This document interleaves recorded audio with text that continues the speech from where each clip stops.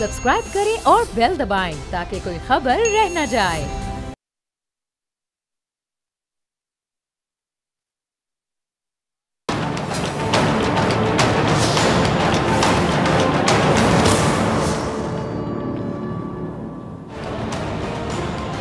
अस्सलामुअलैकुम, मैं हूं डॉक्टर फ़िज़ा खान और मैं हूं पाकिस्तान। नाज़रीन, आइंदा माली साल के लिए 18,877 अरब रुपए का बजट कौमी असम्बली में पेश कर दिया गया है। वज़ीर ख़जाना सेनेटर औरंगज़ेब ने बजट पेश किया जो 8,500 खसारे का बजट है। बजट इजलास 2 घंटे की ताख़ीर से शुरू हुआ। पीपल्स पार्टी की पार्लिमानी कमेटी ने इजलास में शिरकत न करने का फैसला किया। इसहाक डार की क़यादत में जाने वाले जो वफ्द है उसने बिलावल को शिरकत पर आमादा कर लिया, जिसके बाद पीपल्स पार्टी अरकान ऐवान में पहुँच गए, लेकिन बिलावल भुट्टो ज़रदारी फिर भी इजलास में शिरकत नहीं कर सके बल्कि घर रवाना हो गए। इजलास के दौरान अपोजिशन अरकान डेस्कों पर खड़े होकर नारेबाजी करते रहे, शोर शराबा करते रहे और बजट दस्तावेजात को फाड़ कर फेंक दिया। वज़ीर ख़जाना मोहम्मद औरंगज़ेब ने कहा कि मई में महंगाई कम होकर तकरीबन 12% पर आ गई। अशय खुरनोश अब आवाम की पहुँच में है और दरपेश चैलेंजेस को देखा जाए तो ये कोई मामूली कामयाबी नहीं है। यही नहीं बल्कि वज़ीर ख़जाना ने आने वाले दिनों में महंगाई मज़ीद कम होने का इम्कान भी ज़ाहिर किया है। बजट तकरीर के मुताबिक बजट खसारा कम करना और मुनसिफाना टैक्स पॉलिसी लाना सबसे अहम मकसद है। उन्होंने तवानाई के शोबे को मौसर बनाने की ज़रूरत पर जोर दिया, जिसके लिए पैदावारी लागत को कम करना, SEO की तंजीम नौ और निजुकत का एजेंडा है। वज़ीर ख़जाना ने कहा है कि पाकिस्तान GDP के मुकाबले में टैक्स की शरह में दूसरे ममालिक से काफ़ी पीछे है। मतलब हुकूमत जितना टैक्स इकट्ठा कर रही है उससे कहीं ज़्यादा इकट्ठा करने की ज़रूरत है। इसलिए टैक्स रेवेन्यू का जो टारगेट है 12,970 अरब रुपये मुकर्रर किया गया है। हुकूमत का दावा यह कि इसके लिए पहले से टैक्स नेट में मौजूद लोगों पर मज़ीद बोझ नहीं डाला जाएगा, बल्कि टैक्स नेट को बढ़ाकर यह हदफ हासिल किया जाएगा। लेकिन यह आसान काम नहीं है। ये दावा कितना हकीकी है इसका पता आने वाले दिनों में चल जाएगा। अच्छा, मुकामी ज़रूरत के लिए सोलर पैनल्स बरामद करने या तैयार करने पर रियायतें दी जा रही हैं। कम अज़ कम उजरत, बजट तकरीर में कहा गया है कि जी वफाकी बजट में मुलाजिमिन की जो कम से कम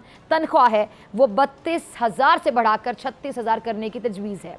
सरकारी मुलाजिमीन के लिए खुशखबरी ये है कि जी बजट में जो सरकारी मुलाजिमीन उनकी तनख्वाहों में 25% तक इजाफा किया गया, जबकि रिटायर्ड मुलाजिमीन की पेंशन में 22% इजाफे का ऐलान किया गया है। बजट 2024 में मौसर जो गाड़ियाँ हैं उनकी रजिस्ट्रेशन पर एडवांस टैक्स की वसूली इंजन कैपेसिटी की बजाय गाड़ी की कीमत की बुनियाद पर करने की तजवीज़ भी पेश की गई, जिससे जो गाड़ियाँ हैं वो महंगी होंगी। और हर बजट की तरह इस बार भी हुकूमती हल्के इसे मुश्किल हालात में बेहतरीन आवाम दोस्त, जबकि अपोजिशन वाले इसे आवाम कुछ बजट करार दे रहे हैं। अच्छा, इनकम में भी इजाफा किया गया है। इनकम टैक्स की जो हद है 6 लाख से बढ़ाकर 9 लाख रुपए कर दी गई है। अब देखना यह है कि इससे तनख्वाहदार तबके को कितना रिलीफ मिलता है, जबकि गैर तनख्वाहदार तबका जो इसके लिए ज़्यादा से ज़्यादा टैक्स शरह 45% करने की तजवीज़ है। इस बारे में बात करने के लिए मेरे साथ मौजूद मेहमान मौजूद हैं। बहुत अच्छा पैनल है, डिस्कशन करेंगे। दानियल अजीज़ साहब, बहुत शुक्रिया आपका वक्त देने के लिए। पीपल्स पार्टी से कादिर मंदोखेल साहब, PMLN से अली गौहर साहब, आप तीनों के वक्त का बहुत शुक्रिया। सबसे पहले मैं दानियल अजीज़ साहब से पूछना चाहूँगी कि दानियल अजीज़ साहब, कहा जा रहा है कि जी कुछ लोग कह रहे हैं अवाम दोस्त बजट है और जितने मुश्किल हालात हैं इतने मुश्किल फ़ैसले करने हैं हमें, उसके हिसाब से बेहतरीन बजट है। लेकिन बहुत से लोग इसको कह रहे हैं कि अवाम कुछ बजट है, बहुत मुश्किल बजट है। आप कैसे देख रहे हैं इसको? मैं तो नहीं समझता कि उन्होंने कोई भी मुश्किल फैसला किया, सिर्फ अवाम के लिए मुश्किलात बना दी हैं। ये बड़ा हमें बताया जा रहा था कि जी हम एक एक भाई के जिम्मेदार हैं, हमने अब जो ना अपनी पेटियां कमरे कस लेनी है और कोई फजूल खर्ची नहीं होगी, ये नहीं होगा, वो नहीं होगा, और तमाम जो बैंक में दौरा काम कर रहे हैं उनको हम ख़त्म कर देंगे, जो सूबाई जिम्मेदारियां वो हम सूबों को सौंप देंगे, मरकज़ सिर्फ जो है अपने काम करेगी। ये वो किधर गया सारा कुछ? कोई एक अनाउंसमेंट है तो आप बता दें, कोई इसी के एक महकमे को इन्होंने कम किया हो, किसी एक के अखराजात कम किए हुए हैं, कोई सोच विचार। ये पीपल्स पार्टी वाले जो है पूरे इलेक्शन में कह के थक गए कि 30 मिनिस्ट्रियां जो है वो फालतू हैं। असल में वो 18वीं तरमीम के बाद सूबों के पास होनी चाहिए। मरकज में खामखा उनको डबल बनाया हुआ है और ये खर्चे का ज़ाया हो रहा है, और हम इससे 300 अरब रुपए बचा के तो हम अवाम पे लगाएंगे, गरीब अवाम पे, और उनको बिजली पे लगाएंगे, ये करेंगे। वो किधर गया साहब? कौन सा महकमा बंद हुआ? कौन सी मिनिस्ट्री बंद हुई है? ये तो मिनिस्ट्रियां बढ़ाने की बात कर रहे हैं बजट के बाद। आज मैंने खबर पढ़ी अखबार में। लेकिन जो सबसे मैं समझता हूँ खूबसूरत वारदात है ना, वो इन्होंने अपनी जेबें गर्म करने के लिए की है। और वो ये है कि ये बजट असल में पेश होना था 7 तारीख को, सारे पाकिस्तान को पता था, बार बार इन्होंने ऐलान किया। लेकिन जब पता चला कि मॉनेटरी पॉलिसी कमेटी की मीटिंग 9 तारीख को हो रही है, और उसमें अपनी गुंजाइश पैदा करनी है, क्योंकि जितनी भी अशरफी है जो ये जिन्होंने ये बजट बनाया, जिन जमातों ने ये पेश किया, इन सारों के कारोबार बैंक के कर्जे से चलती है और अरबों रुपए जो हैं ये बैंक को जब शरह सूद बढ़ती है तो कर्जा देते हैं किस्त में, और जब ये कम होती है शरह सूद तो अरबों रुपए इनको बचते हैं।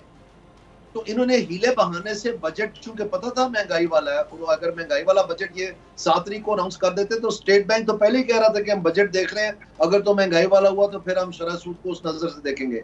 तो इन्होंने वो डिले कर दिया ताकि शरह सूद वो कम कर लें, अपनी जेबें गरमा लें और फिर अवाम के ऊपर टैक्स लगाएं और महंगाई का बाजार गर्म करें ताकि अवाम को जो है ना इसमें जलील किया। ये हुआ है असल वारदात इस सारे केस में, और यही इन्होंने किया गंदम के साथ।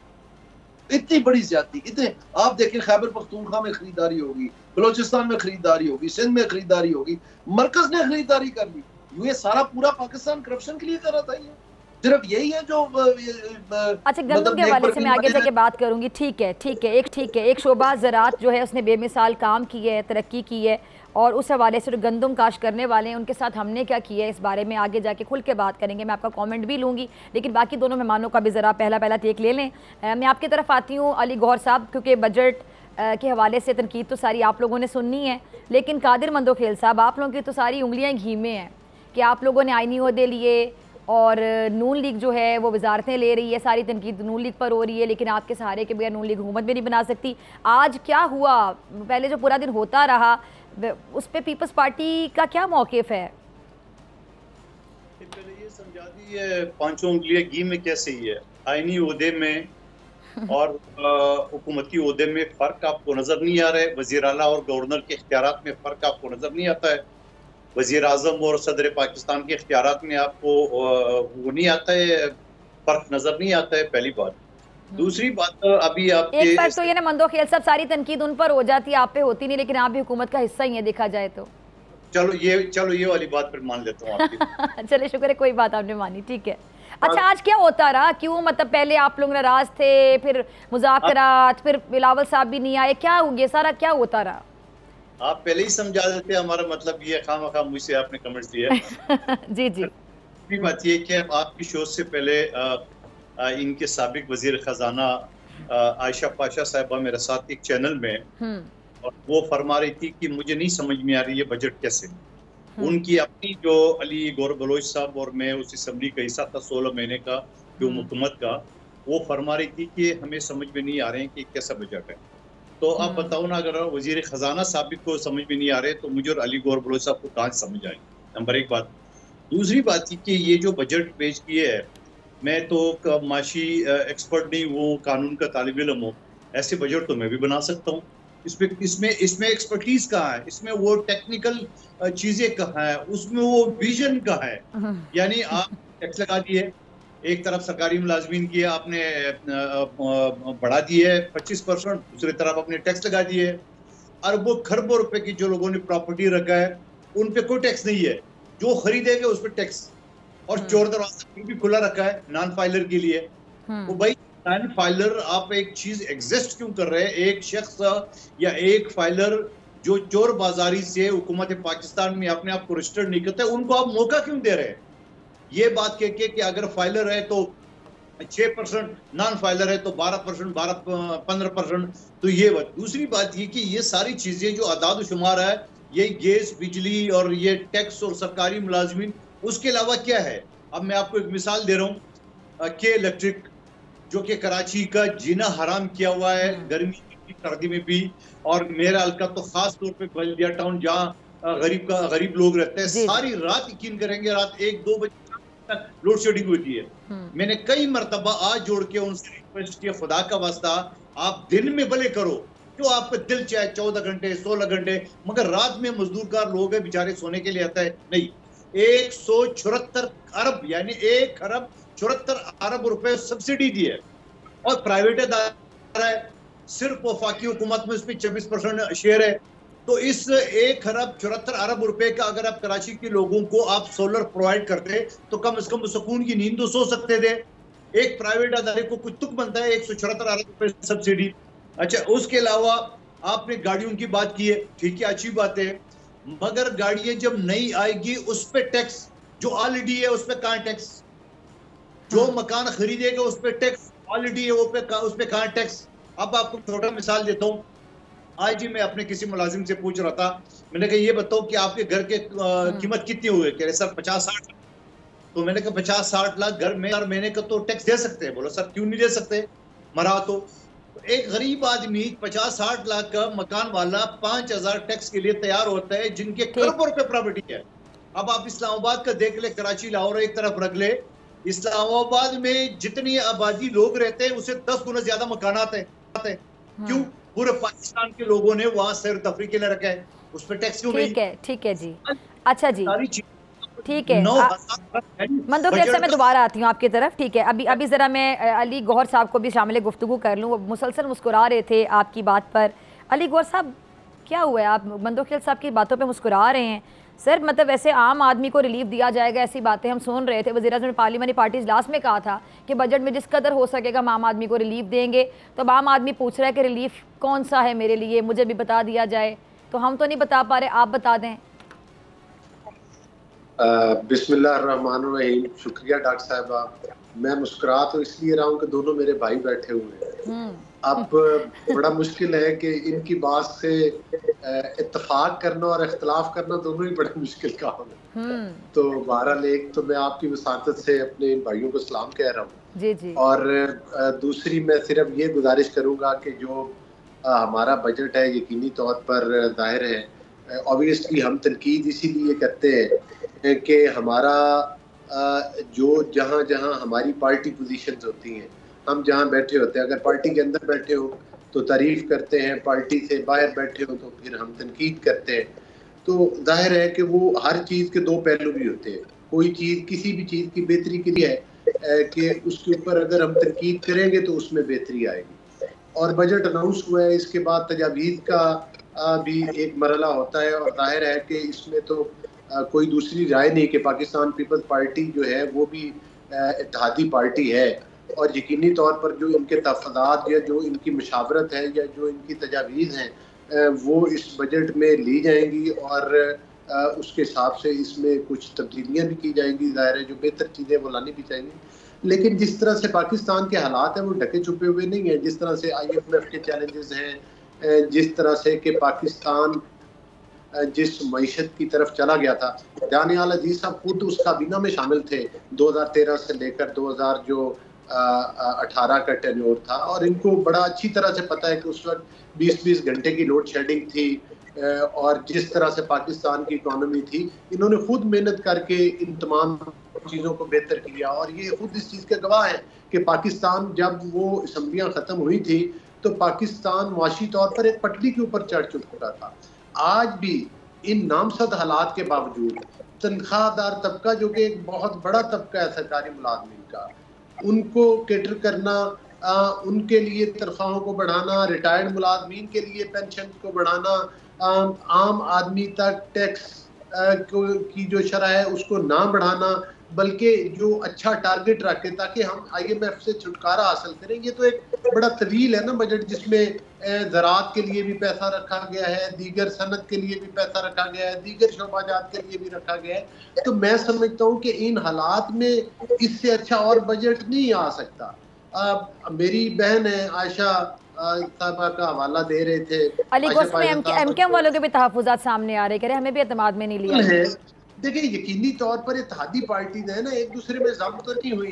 तहफ़्फ़ुज़ात तो अच्छी बात है, तजावीज़ भी अच्छी बात है, तनकीद भी। तो सर एतमाद में लेना भी तो अच्छी बात है ना, ले लेते ना एतमाद में ताकि तहफ़्फ़ुज़ात का इज़हार ही न करते बाद में वो नहीं। वो दायरा सीनियर लीडरशिप का आपस में राब्ता है और आप देखेंगे कि पाकिस्तान पीपल्स पार्टी और MQM और इन तमाम इत्तेहादी दोस्तों की मशावरत के बाद जो है इनकी हमायत से ये बजट पास होगा। तो सर फिर बिलावल भी गाड़ी में बैठ के चले गए, MKM वाले तहफ़्फ़ुज़ात का इजहार कर रहे हैं, आज जो होता रहा पीपल्स पार्टी के वाले से भी ये मतलब आप कैसे जस्टिफाई कर सकते हैं कि इत्तेमाद में लिया था? नहीं, ये बात नहीं है। जो ज़्यादातर पीपल्स पार्टी के तहफ़्फ़ुज़ात हैं वो PSDP प्रोग्राम में, और मुझे अच्छी तरह से याद है, कादर भाई को भी पता है कि हमारी जो जिस असम्बली के मैं और ये मेंबर थे, जो PSDP थी, जब हमारी हुकूमत खत्म हुई है तो आधी से ज्यादा स्कीमें ड्रॉप की गई हैं, जिसमें PMLN की काफी स्कीम है और उसमें हमारी बहन जो थी वो दानियाल अजीज भाई की मिसेस जो है वो भी मेंबर थी हमारे साथ, ठीक है। तो हमारी काफी स्कीम्स उसमें ड्रॉप हुई है, लेकिन जाहिर है कि दानियल अजीज साहब का कमेंट इस पे ले लेते हैं। दानियल अजीज साहब जरा यहीं से बता दीजिए कि मुझे ब्रेक पे जाना है। मैं आती हूँ आपकी तरफ अली गौर साहब, आपने जिक्र किया ना। अच्छा चलें ठीक है, बाद में चलते हैं उन पे, ठीक है जी जी। मैं ये कह रहा हूँ कि पाकिस्तान का ये जो बजट है ये बेहतरीन बजट है इन हालात के जिसका हम तकादा, क्योंकि सर आपकी हुकूमत इसलिए अगर आपके मुखालिफ इनकी हुकूमत होती है आप यही कहते बेहतरीन बजट है। नहीं, जो भाई देखें, जो चीजें अगर तनकीद होगी तो उसमें मजीद बेहतरी आएगी ना। वो तो किसी भी चीज के लिए मशलेरा होती है। मैं कहूँ कि दानियाल अजीज साहब ने जो सर आप लोगों ने, उन्होंने आपका ओपोजिशन ने तनकीद करनी है, आप लोगों ने तनकीद इसलिए सुननी है ताकि बेहतरी आ जाए। बेचारी वाम पेश जाती है हमेशा। चले ब्रेक का कहा जा रहा है, ब्रेक के बाद तीनों मेहमान मेरे साथ मौजूद हैं, ब्रेक के बाद बात होती है।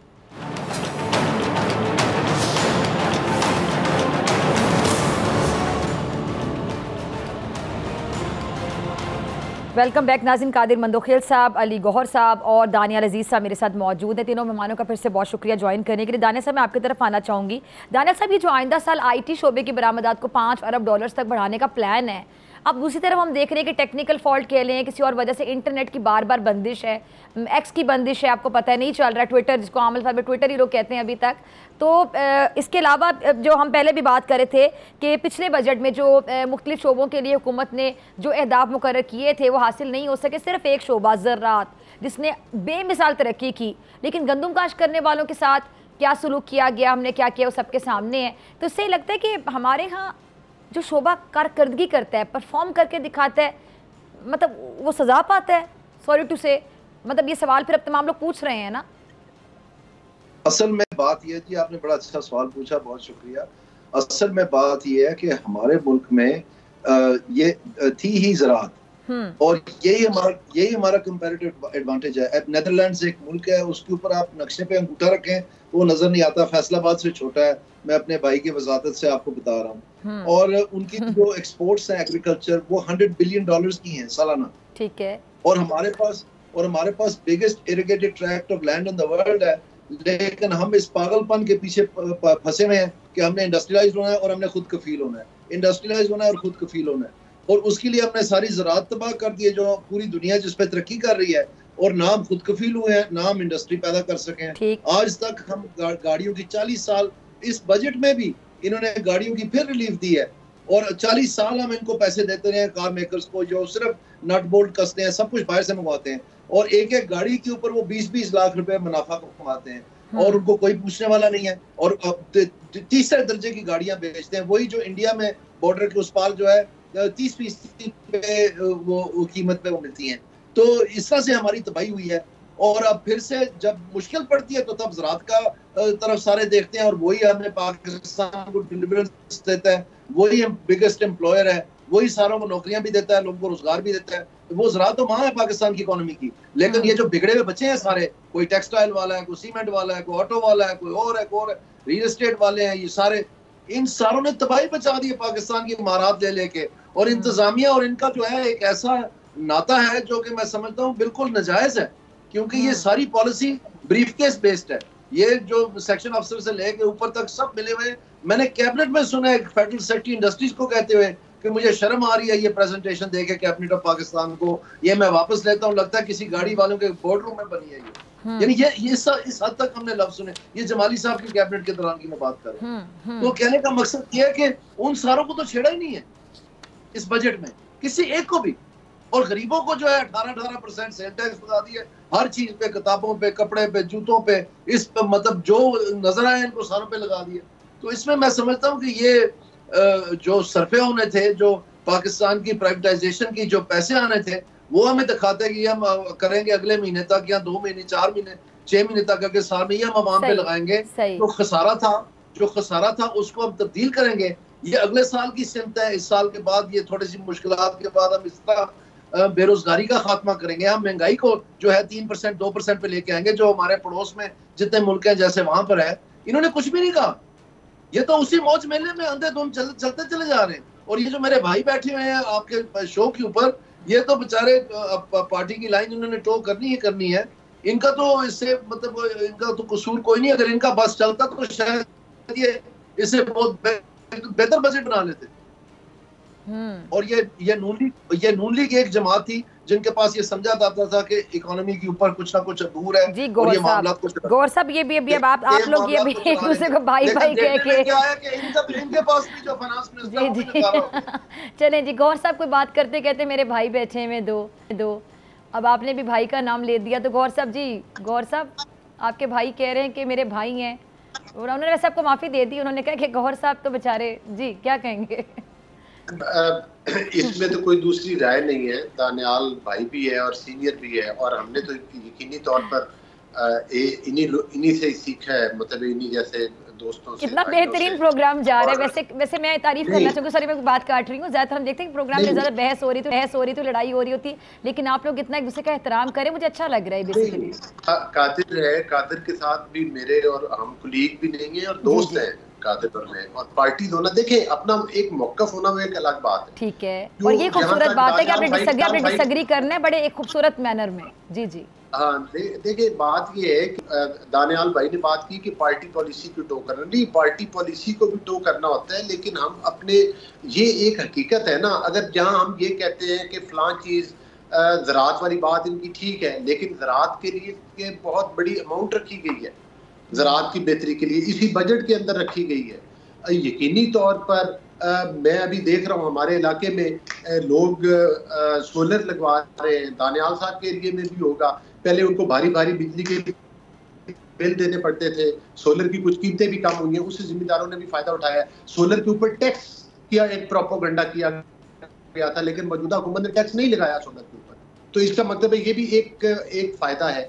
और जाहिर है इनपुट्स, हाँ, ज़राअत से हमें जिस तरह से फायदा उठाना चाहिए, मैं खास तौर पर 400 अरब का पैकेज जो है वो तो पंजाब ने अनाउंस किया है ज़राअत के लिए, तो मैं समझता हूँ कि इससे आने वाले टाइम में हमारी ज़राअत जो है उसमें काफ़ी बेहतरी आएगी मौजूदा हुकूमत की पॉलिसीज़ की वजह से।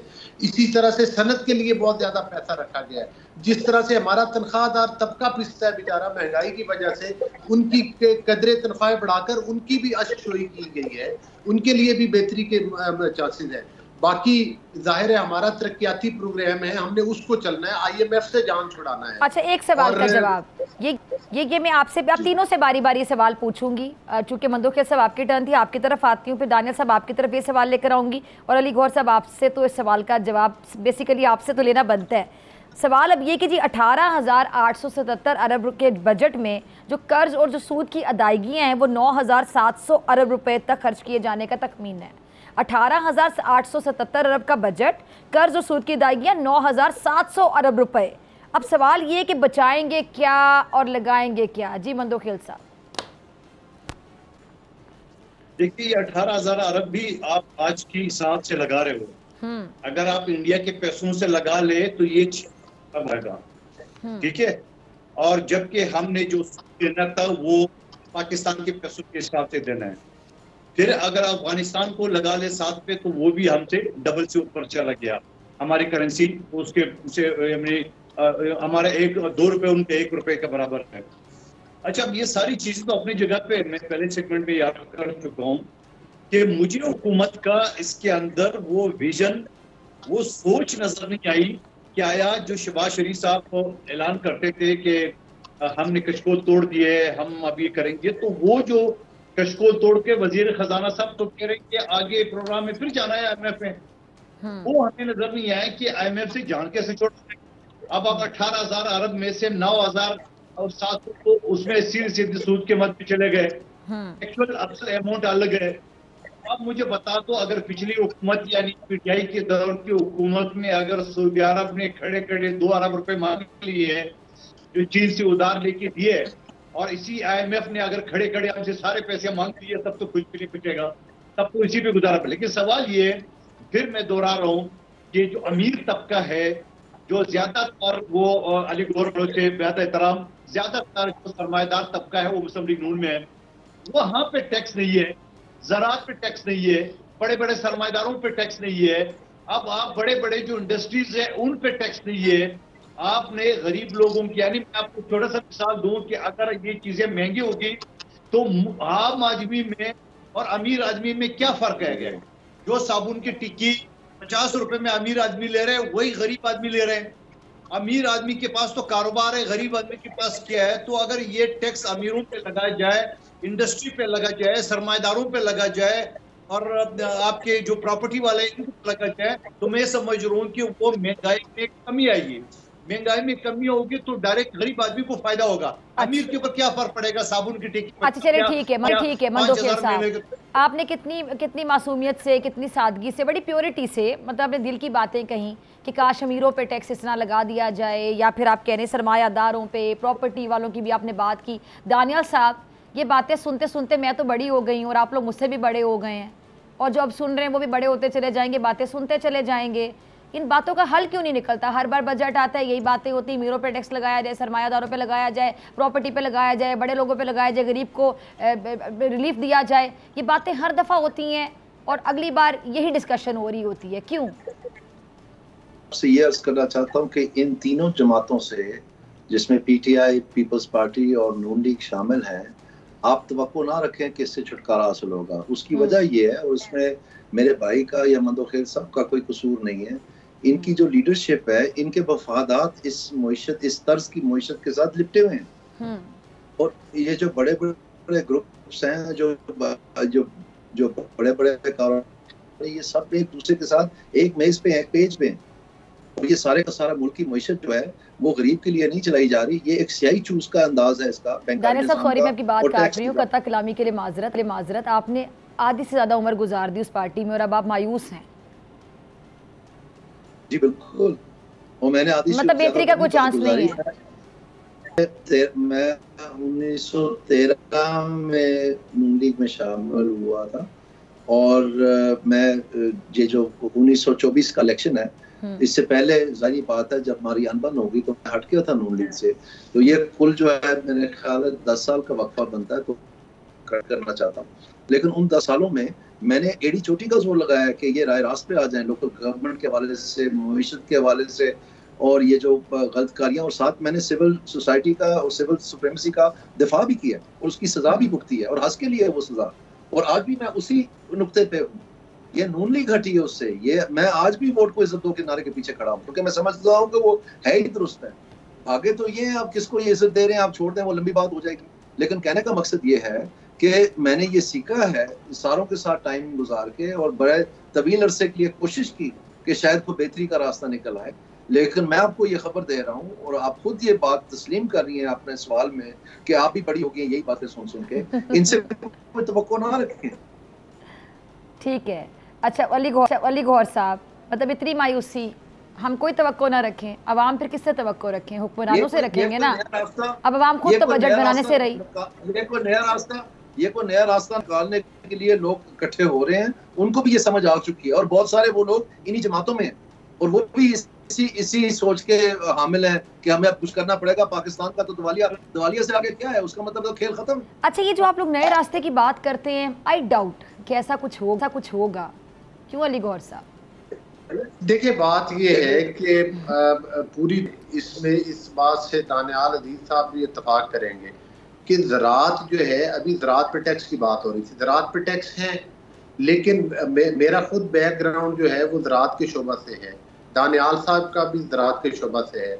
तो गुजारिश करने का मकसद ये है कि जो ज़राअत है पूरी दुनिया में सब्सिडाइज रेट्स के ऊपर चलती है, सब्सिडी ज़राअत को दी जाती है तो ज़राअत तरक्की करती है। और यही मौजूदा हुकूमत ने इसीलिए बेशुमार चीज़ें, ज़रूरी आलात पर सब्सिडी, चाइना की मदद से जो बीज हैं उनके ऊपर आप देखेंगे कि पाकिस्तान में मतलब है कि वो एक नई चीज़ इंट्रोड्यूस करवाई जा रही है, म्यारी बीज ताकि मिले, ताकि पर एकड़ यील्ड जो है वो बेहतर हो। और इसके साथ साथ ज़ाहिर है सोलर पैनल की वजह से जो है वो जो पानी के बिल थे वो जिम्मेदार का खर्चा, खाद की कीमतें नीचे लाने की प्लानिंग हो रही है, ज़रूरी आलात जो हैं हर किस्म के ट्रैक्टर से लेकर एवरीथिंग वो आसान किस्म। जब इनपुट सस्ती होगी और तो ऑब्वियसली जब खर्चा कम हो जाएगा तो फिर किसान को भी मैं समझता हूँ कि उसकी जो कीमत है वो मुनासिब मिलेगी उसकी फसल की, कि जिसका भी तकादा किया जाता है कि किसान वाकई जो गंदम और खास तौर पे पिछली मक्की की फसल और दीगर फसलें उसकी वो कीमत मार्केट से नहीं मिली, तो मैं समझता हूँ कि ज़राअत के ऊपर ही बुनियादी फोकस है, और उसके अलावा सनत से भी पहिया चलता है। जाहिर है पाकिस्तान के एक्सपोर्ट बढ़ेगी, सनत लगेगी तो एक्सपोर्ट बढ़ेगी ना। चाइना ने ज़राअत पर भी किया, सनत पर भी किया, तो इन तमाम चीजों का चोली दामन का साथ है। आप किसी शोबे को भी ये नहीं कह सकते कि इग्नोर कर सके, सनत को भी साथ चलाना है, ज़राअत को भी साथ चलाना है। अच्छा चलिए, कम से कम तनख्वाह जो है 32,000 से बढ़ाकर तकरीबन 36,000 37,000 के करीब मेरे ख्याल से करने की तजवीज़, 36 से 37 के दरमियान। अब एक तरफ ये चीज़ है, दूसरी तरफ ग्रेड 17 से 22 वाले जो मुलाजमीन हैं उनकी तनख्वाह में तकरीबन 22% इजाफा, मतलब जिनकी तनख्वाह में 22% इजाफा हो रहा है उनके तो ग्रेड ऑलरेडी अच्छे हैं, और जिनकी तनख्वाह कम से कम 32,000 है उनकी तनख्वाह सिर्फ 4 साढ़े 4 हज़ार बढ़ेगी। इस पर बात करेंगे ब्रेक के बाद।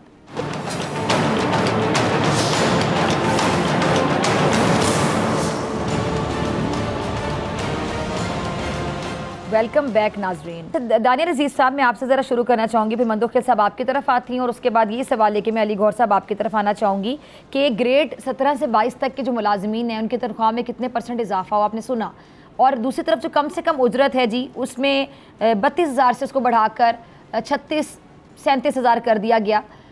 मतलब जिसकी कम से कम उजरत है उसमें हम इजाफा देख रहे हैं 4 या साढ़े 4 हज़ार। 4 हज़ार में क्या मिलता है आपको भी पता है, और जिसका ग्रेड 18, 19, 20, 21, 22 उसकी तनख्वाह में डायरेक्ट 22% इजाफा, ये जस्टिफाइड है आपके मुताबिक? जी मैं समझता हूँ कि इसमें जाहिर बात है इन्फ्लेशन इंडेक्सिंग होनी चाहिए, और महंगाई जो है पिछले 3-4 सालों में ये तो अगर सारी जमा करें तो ये कोई 100% के बराबर आ जाती है। तो इसका मतलब ये है कि अगर पिछले साल इनकी 15% बढ़ी थी तो इस साल कम से कम जो है वो एक खातिर बढ़नी चाहिए थी। लेकिन मैं आपको दूसरी तरफ एक आपका अटेंशन ड्रॉ करना चाहता हूँ इसी मद में, और वो ये है कि पाकिस्तान में 2020 से लेके आज तक जो कि हर साल लेबर फोर्स सर्वे होता था वो इस साल फिर नहीं करवाया। यानी ये एक नई रीत बन गई है कि अदादो शुमार छुपाते जाएं और सबको सब अच्छे की रिपोर्ट देते जाएं तो लोग जो है समझ जाएंगे और भूल जाएंगे और इनको बेवकूफ बना लेंगे हम। ऐसा बिल्कुल नहीं है। आपको पता है कि बेरोजगारी जो है, आप तो उनकी बात करी ना जिनको तनख्वाह मिलनी है, जो बेरोजगारी है वो IMF के अदादो शुमार के मुताबिक 8.5% तक पहुंची हुई है, और इधर पाकिस्तान में अभी तक 6.3% बता रहे हैं वो जो 2020 के अदादो शुमार है, और ये प्लानिंग कमीशन की जिम्मेदारी है। तो आप देखें कितनी बुरी तरह फेल हो रही है प्लानिंग कमीशन के जो उनका एक मेन काम है कि वो पाकिस्तान ब्यूरो ऑफ स्टैटिस्टिक्स से लेबर फोर्स सर्वे करवा लें, वो पिछले 4 साल से वही नहीं करवा रहे। तो इसमें ये कोई ये नहीं है कि ये 7 हो रहा है, ये नेक नीति का फुकदान है, ये पाकिस्तान की जड़ें काटने का एक अमल है जिसमें आप अगर चीज सामने आएगी तो उसका कोई ना कोई प्रचार होगा, कोई ना कोई उसके बारे में बात करेगा। तो सबसे ज्यादा बेरोजगारी हमारे नौजवान तबके में है, वो जो पढ़े लिखे नौजवान है। तो आप देखिए उनके लिए क्या है बजट में, आप मुझे बताएं। उनके तो दादो शुमार नहीं आने दे रहे, उनके लिए मंसूबा क्या लाना है इन्होंने। और सबसे बड़ी बात जो ओवरसीज पाकिस्तानी है, ये हम सुन के हमारे कान पके हैं, टेक्सटाइल सेक्टर जी 30 करोड़ की 30 बिलियन की एक्सपोर्ट, 30 बिलियन की एक्सपोर्ट। आपका जो मजदूर है बेचारा बाहर पाकिस्तान जाके अपना खानदान तबाह करके दिन रात मेहनत करता है, ओवरसीज पाकिस्तानी है, वो 32 बिलियन आपको भेज रहा है। आप हर दूसरे साल टेक्सटाइल वालों के लिए एक नया से नया रिलीफ पैकेज ला के देते हैं इनको, कभी रीबैलेंसिंग, कभी कुछ सस्ते कर्जे, ये वो जो आपके बच्चे जाके पाकिस्तान के बाहर मेहनत करके अपने घरों को भी पालते हैं, आपके मुल्क को चला रहे हैं, उनके लिए आपको लाल रेड कारपेट, उनको जैसी क्रिकेट टीम आती है, वो जीत के हॉकी टीम आती है तो आप कंधे पे उठाते हैं, ढोल बजाते हैं, जाके फूल लेके जाते हैं। हुकूमत को तो चाहिए आके उनके पाँव को हाथ लगाए, उनको लाइनों में खड़ा करके गंदियां गालियां निकाल के कहते हैं अपना बैग खोलो, इधर खड़े हो जाओ, ये पासपोर्ट ठीक नहीं है, वो इमिग्रेशन कागज लाओ, इधर हो जाओ, उधर हो जाओ। यानी उनके साथ इस तरह का सलूक कोई आपने कभी सुना है कोई पैकेज ओवरसीज पाकिस्तानीज के लिए? और ये जो यहाँ पर लाडले ये टेक्सटाइल वाले, ये मगरमच्छ जो बैठे हुए सारे, इनके लिए हर साल आप मारात बांटते चले जा रहे हैं। ठीक है मंदोखेल साहब, आपका कमेंट, ये जो गुफ्तगू करे थे दानियल अजीज़ साहब, एक अहम गुफ्तगू है और अहम पॉइंट वो रेज़ कर रहे थे। दूसरा यही बात कि जो कम से कम उजरत है वो 37,000 अगर कर दी जाए 32 से, तो सर 5,000 में क्या बनता है मुझे बता दें। 5,000 लेकर अगर आप बाहर जाएं तो देखें कि मिलता क्या है। दानियल अजीज साहब ने दुरुस्त फरमाया। पहली बात तो ये कि पिछली हुकूमत में अली गौहर बलोच साहब को याद होगा, मैंने एक बिल कौमी असम्बली में पेश किया था कि जो रिटायर्ड लोग हैं इनको दोबारा नौकरी पे न रखें क्योंकि ये नौजवान मारते हैं। तो मुस्लिम लीग नून के साथियों ने इसको रिजेक्ट कर दिए और ये काम की जरूरत है। तो हमारे नौजवान जो पाकिस्तान या पाकिस्तान से बाहर जो पढ़ के आते हैं वो तो बेचारे डिग्री जो है ना वो बगल में लेके घूम रहे, क्योंकि यही बाबे जो है ना वो एक्सटेंशन पे एक्सटेंशन ले रहे हैं। नंबर एक बात। दूसरी बात ये जो आपने बड़ी अच्छा पॉइंट आउट किया, 17 ग्रेड से 22 ग्रेड तक, मैं सबकी बात नहीं करूं, ये वो करप्ट ब्यूरोक्रेसी है, सब लोगों की बात नहीं करूं, 2-4% अच्छे होंगे। ये इनके तो ऊपर की कमाई कितनी है, इनके महलात देख ले, इनकी गाड़ियां देख ले, इनके अखराजात देख ले, इनके बच्चे जो बाहर तफरी के लिए जाते हैं, पढ़ने के लिए जाता है, उनको तो बिल्कुल ही नहीं देना चाहिए। और आप अगर एक ब्यूरोक्रेट को आप हिसाब लगा ले, उनकी टाट बाट देख ले, तो बंदा रह जाए कि यार मैंने हूँ, मैं MP हूँ, मैं क्या चीज हूँ, मैं तो चपरासी लग रहा हूँ उनके सामने। और ये तो मुलाकात नहीं करते। अली गौर बलोच साहब, दानियाल अजीज साहब अच्छी तरह वाकिफ होंगे। आपने उनका 20% इजाफा कर दिया, 22%। और फिर उसके बाद 20 से भी ज्यादा दिखाई थी कि आप जो ब्यूरोक्रेट्स है 17 ग्रेड से 22 ग्रेड, इनकी सजा जो है ना वो आप मांग ले। मुझे आपको पता है, आपको याद होगा नेब का जो आया था अफसरान का, नेब में 90% इंजीनियर थे जो भर्ती हुए थे। अब इंजीनियर जो है ना तफ्तीश करेंगे, भाई कोई कानून का तालिब इल्म हो, कोई रिटायर्ड जज हो, कोई पुलिस वाला हो, तो बात समझ में आती है। इसी तरह ये ब्यूरोक्रेट है जो पिछली गवर्नमेंट के साथ मिलके खाते, फिर अगली गवर्नमेंट आते उसके साथ मिलके खाते, फिर अगली के साथ खाते। और वो जो सियासतदान है, कहीं 2-4% अगर किसी ने कमीशन लियो, वो नेब की चक्कर लगा रहे, और ये ब्यूरोक्रेसी आगे मजे उड़ रहे। इनके तो बिल्कुल नहीं करना चाहिए। मैं कहता हूँ इनके सजात, इनके सारे अकाउंट सबकी जो है ना वो होना चाहिए। एक मरतबा न्यूज आई थी कि साल में 2 मरतबा लेंगे, मगर वो बात फिर गायब हो गई। अरबों खरबों रुपए की ये मालकान है, ये जो ब्यूरोक्रेट है, ये किस खाते में कोई हिसाब नहीं है। इनको तो बिल्कुल नहीं करना चाहिए मेरे हिसाब से। अच्छा जी, अली गौर साहब, मैं आपकी तरफ आना चाहूँगी। अली गौर साहब, मुझे भी तकलीफ इस बात की हो रही है कि जो कम से कम उजरत वाले लोग होते हैं ना, तो कितना दिल खुश हो जाता कि 22% उनका बढ़ा दिया जाता, 32,000 से बढ़ा के डायरेक्ट उसका ज़्यादा कर दिया जाता, 40 कर दिया जाता, चले 10,000 बढ़ा दिया जाता।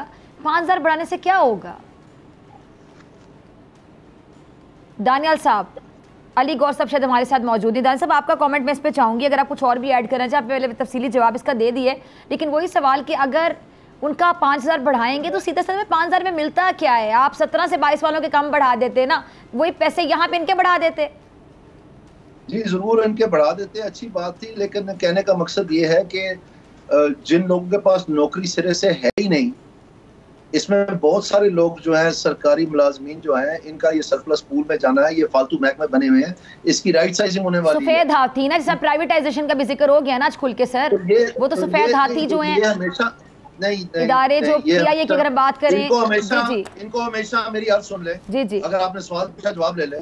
इनको हमेशा मुकद्दस गाय बनाकर पेश किया जाता है। ये कोई मुकद्दस गाय नहीं है।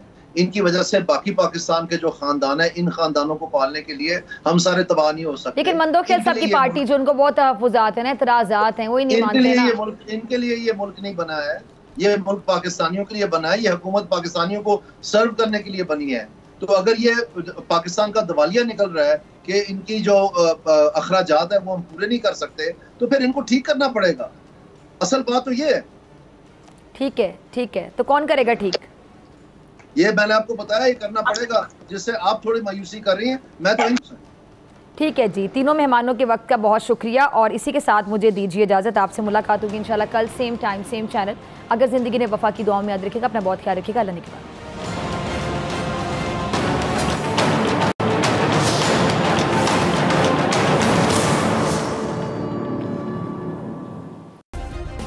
सब्सक्राइब करें और बेल दबाएं ताकि कोई खबर रह न जाए।